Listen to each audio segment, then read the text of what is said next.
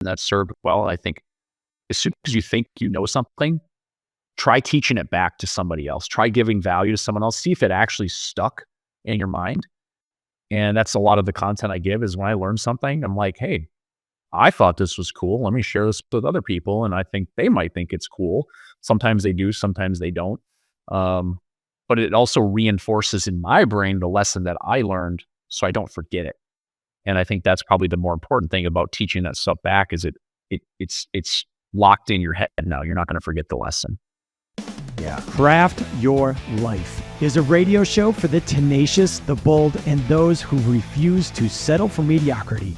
We bring together visionaries, game changers, and relentless go-getters who are crafting their lives, businesses, and relations in pursuit of excellence. If you are ready to shatter limits, embrace the amazing, and live life on your own terms, this show is for you. Each episode delivers actionable insights, inspiring stories, and unfiltered conversations that will ignite your drive to win a life worth dying for. Tune in and get ready to live viciously. Ladies and gentlemen, welcome to the Craft Your Life radio show. I'm your host, Matt Kuehlhorn. Today I have a new friend, Josh Crouch, who I've been following in social for a minute and definitely been seeing you around, getting really inspired as you just drip value in your shares in your YouTube channel. Josh is the founder and CEO. I need you to repeat that to my wife, that I drip value all the time. She thinks a lot of the stuff I say is stupid. I love that. Fair enough. I will vouch. I think my wife says the same thing. She's like, why'd you post that? I'm like, well, somebody told me that it adds value. She's my guide. She's my guide if I should take something down.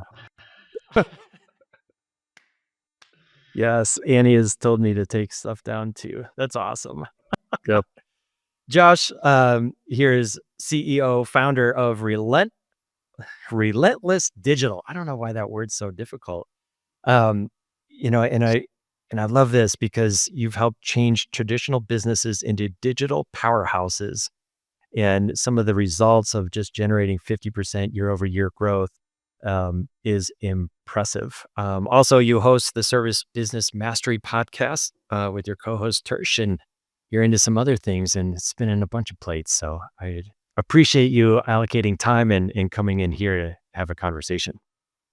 Yeah, thanks, Matt. I appreciate the opportunity to come chat and share a little story and try to drip some more value in your words. Yeah, I love it. And so I'm going to start with our basic question of like, where did you grow up? And I'm really curious to hear and unwrap your story. And I will preface this because I think that one of the more poignant shares was an older image of you at some point in your career. And I hope that comes up into our conversation. So just wanted to plant that seed, but where did you grow up? Yeah, I'm a cheesehead. So I'm from Wisconsin, born and raised. I don't live there anymore. I don't miss the weather. I do miss being around Packers and Brewers fans and stuff like that. We have some of the best fans in the world. As the Seattle Seahawks found out on Sunday night when there was "Go Pack, Go" chants in their stadium. So yes, I love seeing that. But I've been just born and raised there. So just grew up Midwest kid. Honestly, my first business experience, I was born into, like, from the age of 5, my father signed us up and started taking Taekwondo. And later on in life, as we progressed through the different belt system and all that kind of stuff, he opened his own school. And then as I was a teenager, I started helping him teach classes, do marketing campaigns, figure out how we're going to make payroll, all that kind of stuff. And that was kind of like my first job. And then I ended up running a couple schools for him. The problem with martial arts is, and for anyone that's ever been in the martial arts, it's hard to make a living with a family, and it's more of a passion business. Like you can make it, but it is tough. It's just people don't, it's hard to keep people interested. Like in the summer months, nobody wants to come and do a class. They want to go out and go outside and go travel and things like that. So, but it was a lot of grinding in that business to try to, and that was before social media and all that stuff came about. So, trying to get flyers and hand out cards and go to different fairs and shows and stuff like that. Stuff that carried over really well into the trades, but I didn't know it at the time. I thought it sucked. I was like, this is terrible. That's amazing. How did the trades open up to you? So after that point, I had my son when I was 23.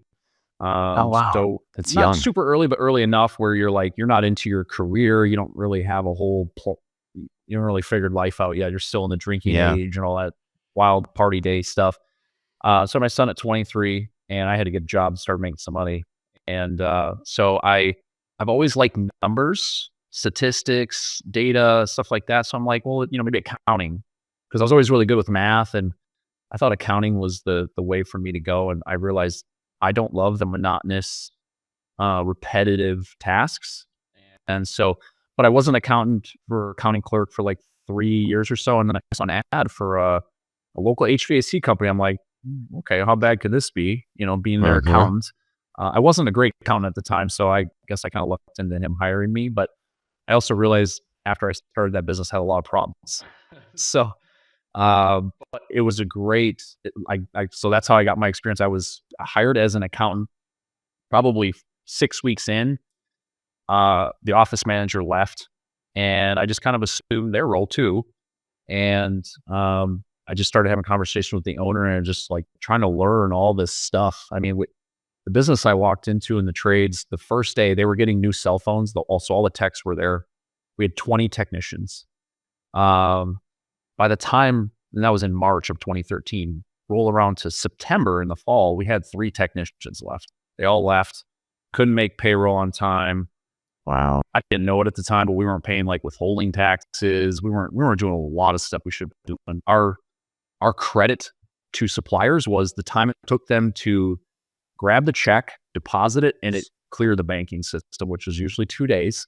And I knew this because I knew exactly when it would clear, so I could kind of play that game. So I had to learn that game too. We had no credit anywhere. The business owner, his credit score was low 500s. He couldn't get a line of credit anywhere. So a lot of grinding, a lot of hustling, a lot of, hey, we got to finish this job today and collect today and get it to the bank by 6 so we could have it for tomorrow, so we could buy equipment tomorrow. So it was, looking back, I would never want to go through that again, but I'm glad I did, because it taught me a lot of lessons about hustle and like the speed and urgency to get things done. And I think that really kind of started the journey. Like I just fell in love with the trades ever since, because every day was different, even though sometimes it was stressful. And I think that's where I started losing my hair. Was the stress. That and my daughter was born around that time. So just stressful time, but also learned a lot of really good lessons of what not to do before I learned what to do. Because there wasn't the Tommy Mellos, there wasn't the best practice groups that you see today, the dozens and dozens of business coaches and consultants that can help you with your business, or Facebook groups. There wasn't any of that stuff. So it was kind of like you learn through your supplier, and you hope your supply rep is a good rep. It's kind of like what you hope for. Wild. Is this about the time where the kind of the idea of relentless comes about? I mean, it's kind of that energetic, like, to be relentless is working through some of that. Like, our word for cooler is tenacity and tenacious. So just curious if that was forming around this time, going through some of those trials. I think the mindset was forming as far as any idea. I did realize at some point. So after I left Iron Fireman, went to a company that actually I took a year off. I was a territory sales rep for a year, so I had like 40 or 50 accounts, all HVAC, and that's where I met my next 2 employers was from there. One wanted to start a branch. They wanted to kind of branch their company out about an hour away, and we had no customer base, anything like that. I thought the opportunity was great. It was a chance for me to learn. It was kind of like my own business within a business. So we took that. We went from no customers, 0 in revenue, no really anything, to $1 million that first year.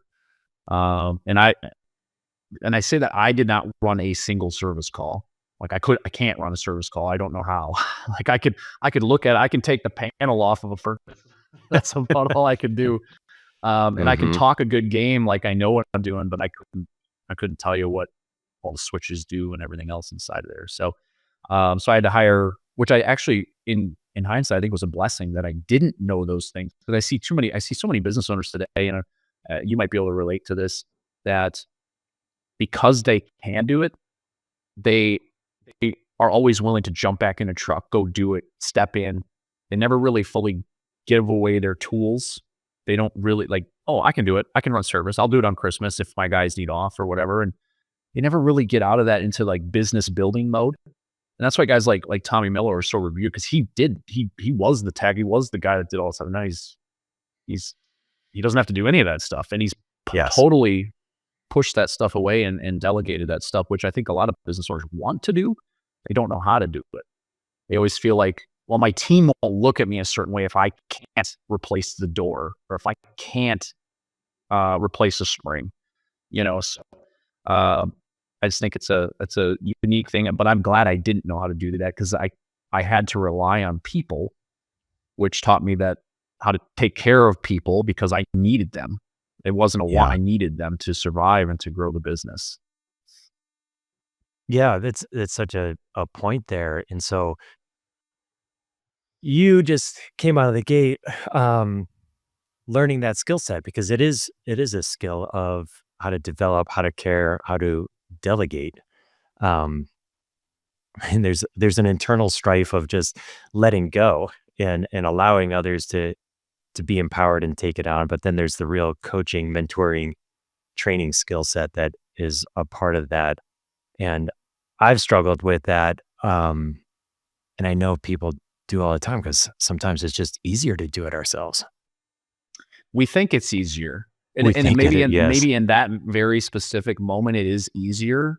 And I do some of that. That's my struggle is on, like, now with the digital marketing side, is I can do all of these things that the team does. So it's kind of the same thing with like the technician that knows how to do it. And I'm like, I can jump in at any moment, go through a website, optimize, and do all the Google stuff, do Facebook, at whatever I need to do.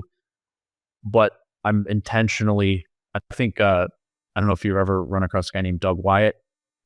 He's a CSR, sales and technician coach. He's got an online training platform called Synergy Learning Systems. Awesome. We had him out for our in-person event. We flew our team out here about a week ago. And he said when he ran his trades company, he was intentionally incompetent.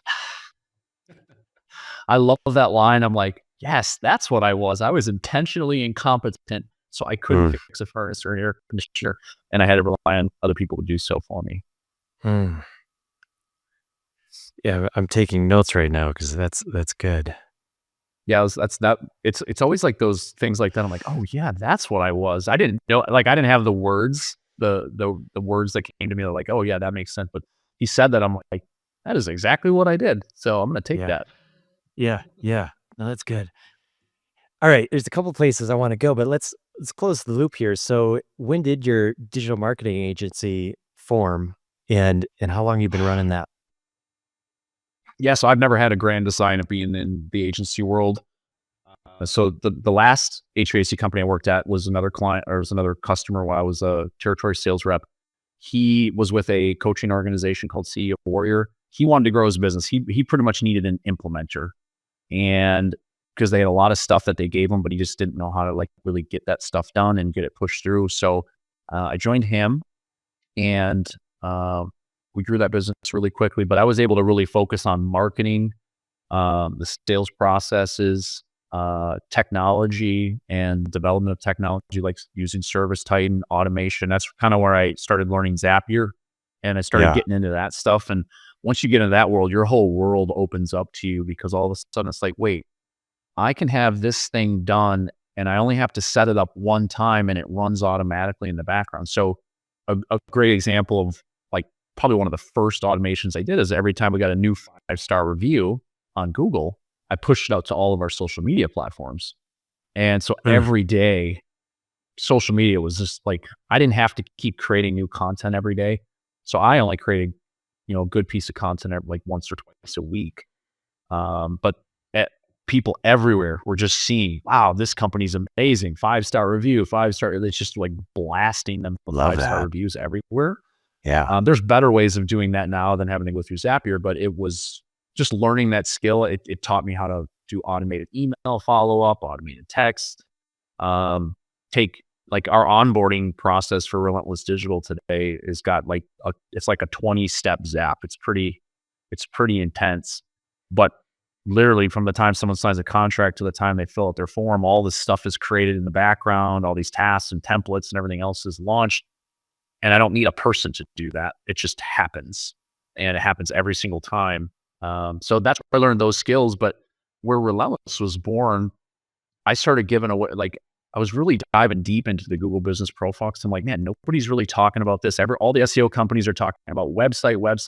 I'm like, I was looking at our Service Titan data because I had a tracking number on our Google Business Profile. And I was like, man, these leads are great. Our average ticket is amazing. These leads want to work with us. They're not shopping. I'm like, this is like, why is nobody talking about this? So I started just giving advice of like things that I was learning in a business Facebook group. And I started having people reach out like, hey, can you do this for me? And I'm like, I've always been entrepreneurial minded. And because of that lack of that technical skill, I didn't know if owning an HVAC, plumbing, electric company was going to be it for me. Because 5-6 years ago, you didn't hear that many stories of it. Now you see it all the time. Like people invest in these businesses. Totally. They have never run a company like this. And that Yeah. really wasn't it's crazy to think 5 years ago, it wasn't a thing, or at least it wasn't talked about that often. Now it's everywhere. And so I was like, yeah, let's start it. So I was trying to come up with a name and just remembering the past and how everything we've done. It's just hustle, grind, outwork people. The word relentless came to mind. If I had ChatGPT back then, I probably would have ChatGPT help me with the name and brainstorm some stuff. But we had to do it the old-fashioned way and just use our brains. And so Relentless was the name that I was like, as soon as I got through that word, I'm like, yes, that's the one. So that's how I was born. And most of our core values follow that. Like one of our core values is make shit happen. Another one's be relentless. And it's just always pursuing, always getting better every day, just always trying to pursue greatness. Don't stop at being good enough. Always try to pursue greatness or excellence, because excellence is, the bar always keeps getting raised. Like we mentioned Tommy Mello, he just keeps raising the bar. So excellence just keeps getting moved. So just keep trying to strive for that, and you'll land in a place where you're happy with your life. Yeah. All right. Here's an interesting question, because I would imagine through your podcast, through your history, you've seen a little bit under the hood of a lot of different companies and individuals. Going back to the very first story of that HVAC company that you were involved with, and just understanding how the landscape is. I'm curious from your perspective, how many companies are out there that are running poorly? I think that might, like, to use a soft word. Yes. I do think with education, Facebook groups, things like podcasts like yours, Service Business Mastery, Tommy's, people are learning and getting better as business owners. So I don't think it's quite as bad as it used to be, but it's crazy. I've met with some people that have been referred through like the distribution networks and manufacturing networks, the people that are not on social media and they don't have access to all this stuff. They're back like 8 to 10 years ago. Like it's a different crowd, and that's a majority of contracts. When we're on social media, it's like a bubble, right? Like, oh man, everyone's doing this. Everyone's using AI. And then you talk to people outside of there and they're like, what's that? What's chat? What? And you're like, please tell me you're joking. But, so when it comes to like things like, I did a webinar last night about 2025 digital marketing plan, and just putting like the top 6 or 7 metrics businesses need, like their total number of calls, their total number of qualified leads, their total number of jobs booked, total number of jobs ran. Because this helps you create your conversion metrics. So that way your average ticket, your seasonality. So you come up with a plan for next year. Because if I know the numbers from this year and I want to forecast 25% growth for next year, okay, well, I have the now I know what 25% growth looks like. Then I can Yeah. start planning my marketing budget. I can start, if I know seasonality, I know my dips. So I can, hey, I need to spend more money this time of year because like December, generally for HVAC, obviously has a lot more seasonality. December for most trades probably slows down just because people don't want to spend money. But knowing those things, I can go into it next year with a plan to stay busy and to plan ahead of time. But I think most, it's not trades businesses specific. I think most business owners don't plan ahead. I was having a conversation with people and like, I don't even know where to start with planning. They like started asking them questions and like, oh yeah, I have that. I don't have this. I said, well, okay, well, that's when you start tracking for next year. So the answer is hard to answer, but there's a lot. And it's just because like myself, I came in as a digital marketing. I was good at a skill, started a business, and most technicians they're good at replacing doors or springs or HVAC units or whatever. Like I'm start a business. I don't want to work for anyone else, but they have the skills are completely different than what you learned as a technician. Completely. And it's not something that unless you want to go to school for it or take a course, like you're not going to learn that stuff unless you really spend the time to learn the skills. It is time, and it's a bit of curiosity and humility, right? Like to A use lot your of word humility. with A lot of humility. relentless, in order to go for that level of excellence that you talk about, like there's got to be a willingness to be humble and humbled by new knowledge, new perspectives, and then just a curiosity piece. Like where in your career and life did that develop? Was that a born trait that came out of like taking risks and learning, or did that develop through your experiences? Yeah, it's a great question. I think a lot of it just, when you're hungry for knowledge, and you're constantly asking questions, like I don't pretend to be the smartest person in any room.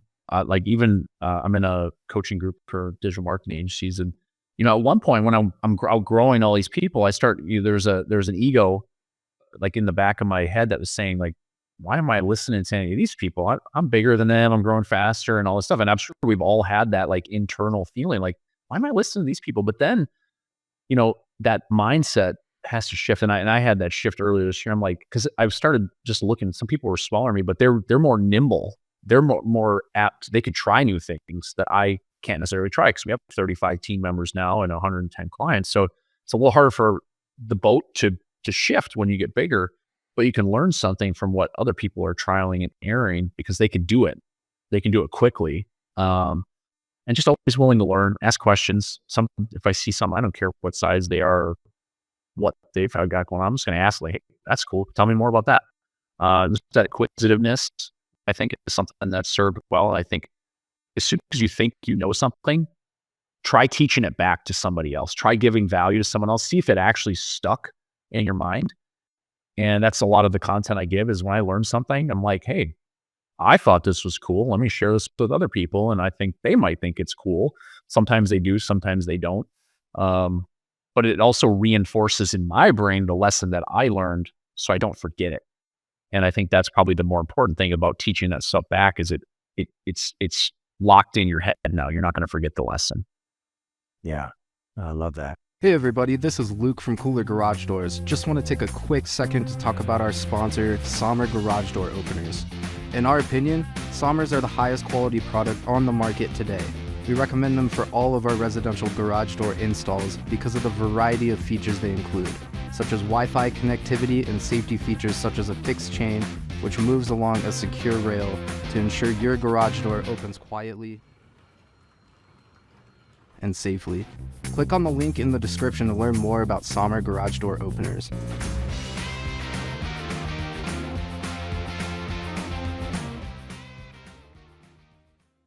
Did you have pivot moments in your life? I mean, you're in shape. You post about stuff around health, fitness. I'm in shape now. You got a lot of things moving, and you're from Wisconsin, which doesn't add up. Yeah, well, I'm in shape now. That's been a journey. So growing up, so being in Taekwondo, I played every sport: football, baseball, basketball. I even did golf in high school. Like I just try to find something every season of the year. I was always very active. And then when you're a teenager and you're eating like that, and then you stop being active and you're still eating like that in your 20s, and you're drinking and you're not sleeping and you're not working out, you can gain weight really fast. I graduated high school at 180 pounds. So I was actually probably called skinny. I'm 6 foot tall, so I was probably a little skinny for my size. And through that time period, to the time my son and daughter were born, so that 6-7 year period after high school, I gained almost 100 pounds. So I was about 275. I shared a picture in the one that you alluded to before the podcast started. I was holding my daughter at her baptism. I was 26 and I was 275 pounds. And I shared that picture with people about just kind of the ups and downs of life, because we've all had it. Nobody stays consistent for that long period of time, unless you just got a great metabolism. But now I got back down to about 180. And then I want to add some muscle. So I'm about 200 now, and that's a good weight for me, but it's been a journey. Like, we had to make a lot of changes living in Wisconsin in the winters where it's gray, it's hazy, it's rainy, it's cold, it's windy. All the reasons why you didn't go to the gym is exactly why we didn't go. So the weekends were spent eating, and in Wisconsin, a lot of food is fried, deep fried in oils and stuff that's just not healthy. So once we had Relentless kind of start taking off, and we had a couple employees in Arizona, and then we had an employee in Florida, and we're obviously not going to ever probably have like a central office. So let's just go live where we want to live. And we have been on vacation to the Phoenix area like 4 times over 10 years. We just always loved it out here because it's dry. I don't love the humidity. It's always warm. It's always, or like this time of year, it's like 70. It's perfect outside. So we moved here 2.5 years ago. And that was really the start of, we moved with the idea of being healthier, but I don't know if we ever fully pictured us like doing as much as we do with working out and taking care of ourselves now. We just started walking, and we hired a trainer, and we put the same days on our calendar for every single week: Monday, Wednesday, Friday, Saturday. And it was on our calendar. We cannot miss it. Can't schedule a meeting over it. Can't schedule a partnership meeting, a sales call, nothing. The gym is the gym, and we go. And I think that was probably the biggest change. And it's taught me a lot more about owning the calendar, and the calendar dictating what can happen and what can't happen, and saying no to other things. Yes. Even with that in mind, this year, I've still jammed stuff into times I did not want to meet with either customer, because you just do it. Like, yeah, I'll meet with you. I'll meet with you. So I did what's called the preloaded year this year. It's a concept by Dan Martell, the book Buy Back Your Time. And it's all the big, it's just, people have probably seen those videos, like those short videos where they're like trying to put rocks and sand and pebbles and water in this jar.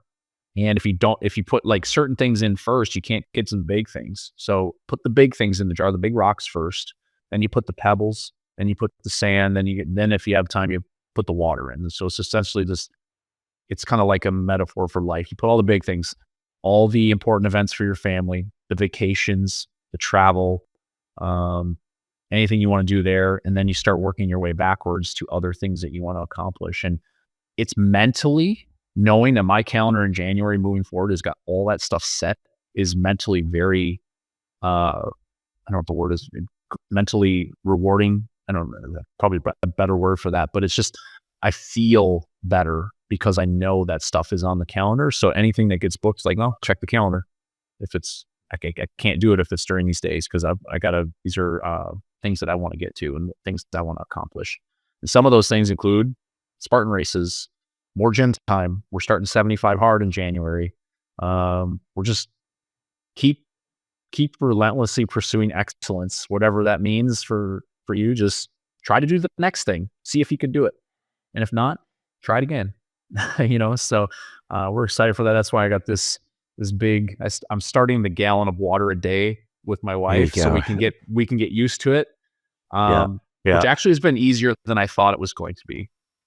But we're starting to do that and just get ourselves prepared for the 2 workouts a day and the no sweets and all that kind of stuff. So I love this. So every conversation I work to extract kind of principles around this idea of crafting a life. And I say, I'd like to craft a life worth dying for. And so it's this pursuit of excellence. I have this quote from a mentor of mine, Keith Cunningham, that's around this concept of it's hell on earth to meet the man I could have been. Like I'm drawn towards meeting the man I could become and look him in the eye and say, I know you because I am you. And so we're extracting principles around discipline, around scheduling time and putting the important priorities into place. This year I brought the big ass calendar from Jesse Itzler and sat around with the family. I bought that put in last year some of too. that stuff. And it's cool to kind of see it and map it out. And that peace of mind that comes in play with like, here are the priorities. I'm going to lock these things in, even on a daily basis. The night before, I'll lock in my 3 top priorities. If I get those, everything else is a little bit extra credit, becomes gravy. Why do you pursue excellence? What's in it? I don't know. I've always liked winning. And not, I think a lot of times when people say that, they're like, well, you like beating other people. And it's not that way. I think it's like challenging what I know, because like you said, by the time we get to, whenever the last day is 70, 80, 90, whatever age you get to, are you going to regret that you didn't take more chances, or are you going to take them and then just feel like you lived a full life? And I think some of it, I'm going to be 40 in 6 months or so. I know I look older than 40 now, but I get that all the time. My co-host always, if you ever listen to an episode, I'm sure there's an old joke in there somewhere. But being that, and honestly, some of this stuff is inspired by other people, like Ken Goodrich, when he was going to turn 60 a couple years ago, he started the walking group. First Steps with Ken Goodrich or something like that. Yeah. And just, I'm like, man, if he can do it at 60, being a several $100 million company, I'm like, what's my excuse? Like, why can't I do that? And then you see guys like Tommy Mello come up, and Tommy's taking it to a whole new level. We sat down with him at Home Service Freedom, and I'm like 5 feet from him recording an episode. And I'm like, this guy is on another level. He is jacked. And that's, everyone's got to, you don't have to do those things. Do the things that make you happy. But I will say, working out, eating better, drinking the water, getting 7 to 8 hours of sleep a night, which used to be a struggle for me. That's also why I gained weight, as I was going to bed late, waking up early, just not sleeping, not taking care of myself. You got that mental fog all day. So I wake up now, I'm energized, I think clearly, I'm motivated. It just changes. Like it's hard to tell people that, or people listening to this, like they hear it, but until you experience it, it's real. The light switch just flips, and you're like, man, I want more of this. I want to feel like this all the time. I don't want, I want to feel like I'm winning every day, not just once a year when I look at my P&L. I'm like, oh yeah, we grew 20%. I want to feel like this all the time. It's addicting. And I think that's really the takeaway is just start winning, start accomplishing small things, and you're going to want more. I think it's human nature. We just want more. And it just leads to something that's way better than we can even imagine when we started out. I love that. And I think similar philosophy, like I love competition. I love winning. I love competing with my competitors, not to necessarily beat them, but to viciously build each other up. Like I think there's a real play there with the right mindset around it, because the folks that compete with me only help me sharpen my own saws and play harder. Oh yeah, there's a lot. I mean, I pay attention to all my competitors. I know what they're doing. It's awesome. A good thing. And if they reach out to me, I share what I'm doing and what's working and stuff like that too. There's a lot of that, but I think it's also healthy. I think it's good to help each other with that, because we all need help. I know there's the term self-made millionaire, self-made whatever. We've all had help. Sorry, it's a myth. Yes, you did make the decision to do that, but we've all had mentors. We've all had somebody that's motivated us, even if they don't know that they motivated us. Somebody's been there to push us, and I'm lucky enough to do it with. I don't know if I can point to my wife right there in the picture. We've been on this health journey together, which honestly I think has made it easier. Trying to do this That's myself. awesome. I don't know if I would have had the fortitude to do it completely by myself or for as long as we have, but it makes it more fun because now we compete against each other for different things. And yeah, it's a lot more fun because then we talk about it all the time, and it's actually helped our relationship. We take walks together every day, and we Yeah. talk about business, we talk about kids, we talk about life. We just get away. We leave our phones at home. We just get away for 45 minutes and go walk the dogs, relax, clear our head. Yesterday we both looked at each other like, because sometimes she'll take her phone if the kid's got to be somewhere, but we're just leaving our phone because it's been a long week right before Christmas. We're like, we just need a break, and that break felt amazing. It was 45 minutes, and just, I think more people should try to do that, especially if your relationship maybe isn't in a great place. Just talk, get these things, get away from these things, and just talk real talk. Just talk about what you want to do. What do you like? What are you interested in? Just get to know each other again at a deeper level. It's helped us. I know some people have started doing it. It's helped them. So maybe if there's a takeaway from this, just get out there, start walking with your significant other, and just try to build that relationship. Because you got a strong relationship at home, business becomes a hell of a lot easier to grow. It's a secret superpower, man. It really it's a is. secret superpower.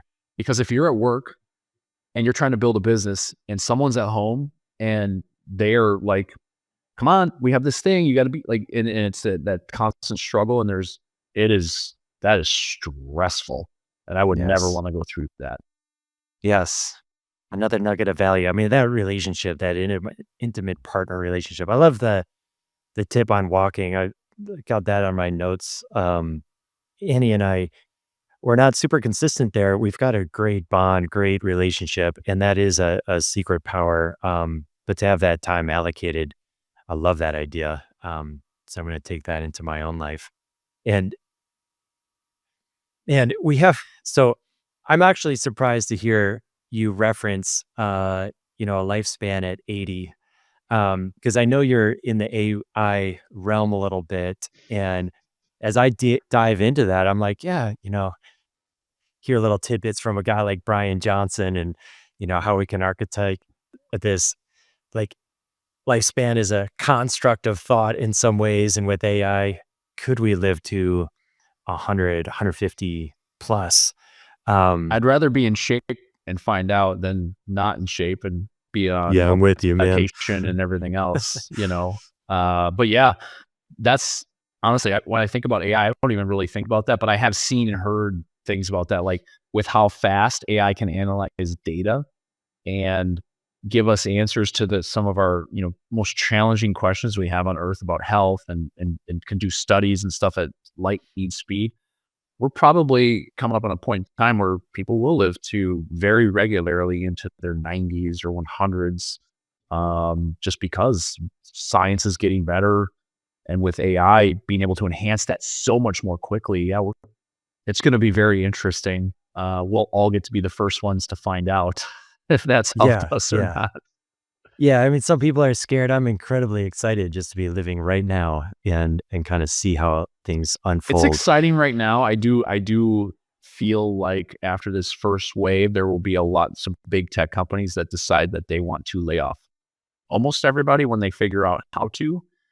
Because it's just some of that's the downs. I mean, there's a lot of upsides to capitalism. There's also some downsides because some companies will take the human element out because they don't care about humans. I don't ever foresee a future where that is us. We're just going to try to enhance, and I openly welcome our team to enhance. And they use it for email communication, analyzing our customers' data. I just, yes, do you use ServiceTitan for your business, or you use a different CRM? Mm-hmm. Okay. Yes. So ServiceTitan. he was having, I had a electrical contractor looking at their campaign summary reports from 23 and 24 and trying to figure out, he's like, I spent an extra, he spent $100,000 in 23, he spent almost $200,000 in marketing in 24, but he only grew like 180,000. He's like, what's going on? Well, I took it, and normally I used to do this manually. I used to match these reports up and have multiple screens open, and I kind of hated doing it, but I did it because I knew it was of value. Now I can throw that stuff into ChatGPT, tell them, make me a table, compare these, give me the growth or loss in these columns and take this report with 40 different marketing campaigns and figure out what happened. He lost $300,000 from existing customer year over year, and he lost 110 from referrals. So whatever he was doing previously, he lost almost $450,000 in $410,000 in stuff that has little impact to digital marketing. So he actually did grow decently on that stuff. It's just, but we can analyze data. It took me 10 minutes. And I can get him an answer. And now we can have a really constructive conversation that is just about the numbers. It's not about how he feels about this thing or that thing or how we feel. It's, here's the data. Let's make a plan. How do we re-engage all your existing customers so we don't lose all of that next year? That's the stuff that's exciting to me, is taking the things we know. Now we can do it really fast, and we can get to the important stuff, the stuff that will actually make a difference in somebody's business or life. Yeah. This is a rabbit hole that we could go down for a long time, no doubt. And maybe we choose to book another conversation and go down this hole. But this realm of AI, like I look at tech, and I'm an adopter. I really enjoy it, in part because I have this philosophy that if I incorporate tech in the right way, it will allow my company to human better. And if we can automate some stuff and just have more presence with a customer and really get to know them and build that relationship, like that's power in it. I know that you play in automation, so I want to just open up a little bit of this, and really for any listeners that are maybe dabbling with GPT or some of the other tools, like I'd like to just kind of get your sense or thoughts on where somebody might begin, because it could be overwhelming if it's like, oh my gosh, you talk about agents, bots, and all this stuff, and yet there's such practicality, like you were just sharing, throwing in a bunch of data and having it spit out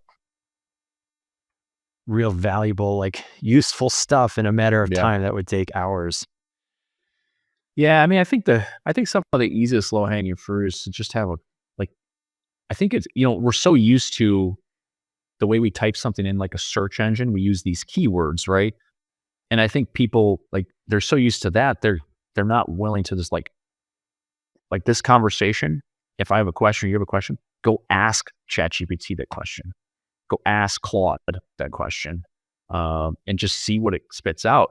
Like if you have a question about your business, maybe you have a question about what kind of videos should I create for my business? Just something really simple. You need to create videos. You need to create content because everyone's telling you, and you're finally going to do it, but you don't know where to start. Ask them to come up with 25 Facebook posts and just give it a little context about your business. When you started, what's different about you, who your customer is, and it is wild what it spits back.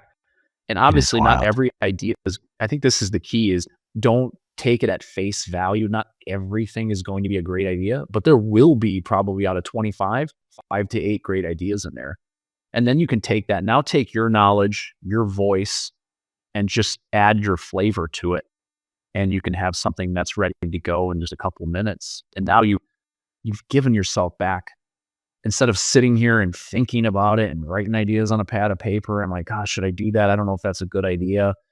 You can get answers quickly and move on to the next thing instead of sitting there and dwelling. Because humans, we're a flawed race. We all know that. Our brain is sometimes our most powerful weapon, and then sometimes it's our biggest weakness because we doubt ourselves. We second guess ourselves. We overanalyze stuff. And sometimes we just need someone to just something to just push us to just get stuff done. Just get shit done, move forward, keep moving forward, even if it's not perfect. I find too many people don't create video content because they want it to be perfect. There is no perfect. Just do it. Seriously, the first few times it's going to suck. Yeah. So it's okay. Yeah. We've all been there. Anyone that's created content, done a podcast, done a webinar, it's all sucked in the beginning. It's never good. That's right. You will get better. Yeah. But you got to put yourself out there, and you got to be willing to try it. And I think that's the key, is most people get stuck before they try it. They write the idea, they write the script, they have all the stuff ready, but then they're like, it's just like anxiety. They just can't, they want to make everything perfect before they start. Just get started. I think it's progress over perfection. It's one of a quotes my wife and I say a lot of times when we're really struggling to move forward with something. It's like, just make progress on it. Doesn't have to be Love it. perfect. Love it. Yeah, anything worth doing is worth doing poorly at first. Yes. Yeah, the At guys, first. the guys you see that are, I keep referencing Tommy, because you have a garage door company, but I promise you, he has failed forward 100 more times than he's been successful. He just is willing to keep going and keep trying and learning from those mistakes. And I'm sure he would tell you that too. Yeah, absolutely. And he's going to make mistakes I hope he today. would if he's listening. Totally. I know he would. He'll make mistakes today and tomorrow and months from now and keep on moving. That's his jam. And what I was going to say, the power of questions. Like, I just recognized, my own relationship with my GPTs has gone to new and new levels. Like, that's just one thing that's cool about starting, because mastery is this pursuit. We never really get there. And regarding interacting with AI tools, the prompt is an amazing skill set, but it also plays into the questions that I'm asking myself, which then dictate how I experience and see life. Like, there's a real depth to just the skill set of asking good questions, which is worth pursuing. Yeah, it absolutely is. And I realized it's something I had to realize over time, but I have become a better communicator since AI tools came out. And what I mean by that Me is too.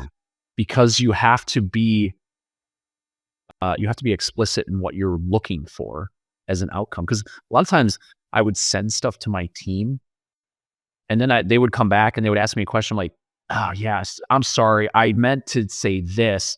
Now, when I send messages to my team, I'm not sending the short message anymore, because I realize if an AI tool needs this, most likely a human probably needs some more context too. And obviously they might be able to fill in the gaps a little bit better, but I believe it's helped me become a better communicator to my team, because when I communicate with ChatGPT or Claude, I'm giving it more context about the situation when I just assume that the humans know the context.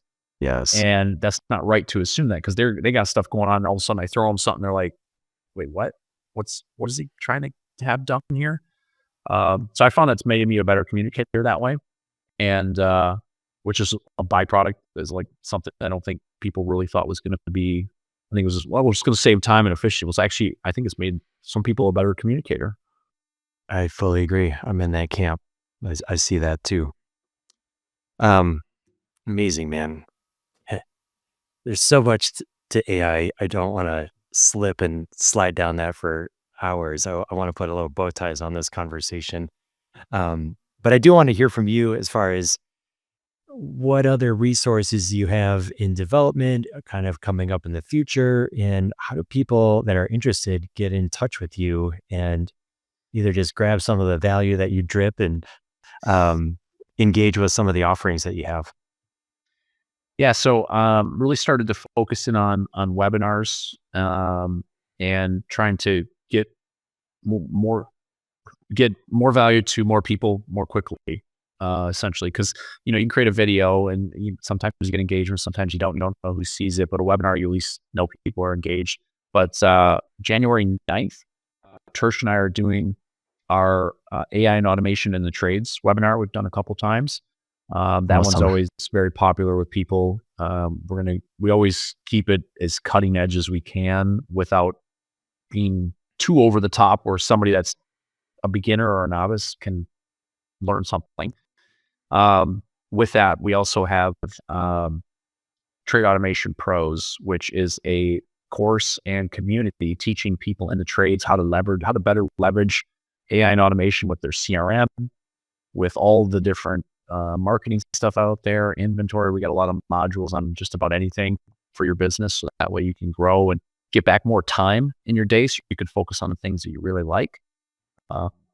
And then on January 21st, I'm doing, for Relentless Digital, I'm doing our 2025 digital marketing planning workshop for home service businesses. So obviously, I come from the HVAC industry, so I usually share HVAC examples, but the premise is going to be all things you need to know about digital metrics you need to track for your operations, because a lot of people talk about marketing and then they talk about operations.